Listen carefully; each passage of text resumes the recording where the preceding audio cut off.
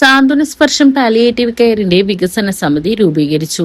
പാവർട്ടി പുതുമനശ്ശേരി കേന്ദ്രമായി പ്രവർത്തിക്കുന്ന സാന്ത്വന സ്പർശം പാലിയേറ്റീവ് കെയറിന്റെ പ്രവർത്തനങ്ങളും സേവനങ്ങളും ജനോപകാരപ്രദമായി കൂടുതൽ ഗുണഭോക്താക്കളിൽ എത്തിക്കുന്നതിനും പൊതുജനങ്ങളുടെ സന്നദ്ധ സേവനവും സഹകരണവും പാലിയേറ്റീവിനായി വിനിയോഗിക്കപ്പെടുന്നതിനും ലക്ഷ്യമിട്ടുകൊണ്ടാണ് വികസന സമിതി രൂപീകരിച്ചത്. Mullassery block panchayat president ക്ലെമൻ Francis യോഗം ഉദ്ഘാടനം ചെയ്തു.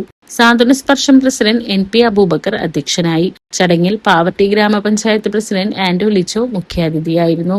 സാന്ത്വന ഭവനത്തിൽ വെച്ച് നടന്ന യോഗത്തിൽ സാന്ത്വന സ്പർശം സെക്രട്ടറി ഹാരിസ് ഹനീഫ്, സാന്ത്വന സ്പർശം പാലിയേറ്റീവ് ഉപദേശക സമിതി അംഗം Nizam AP, Mullassery block panchayat vice president Fijina AA, വികസനകാര്യ കമ്മിറ്റി ചെയർമാൻ അനിൽകുമാർ, ജനപ്രതിനിധികളായ Naseema Haris, Sunitha Raju, Sreeja Shaji, Kamaruddin Poothattil, Naseer Ali, Abdulla VK, NP Khadermon, Raman KS, prosecutor advocate Biju P Srinivas, advocate Sujith Ainippully, poverty merchant association president VG Sebastian എന്നിവർ പങ്കെടുത്തു.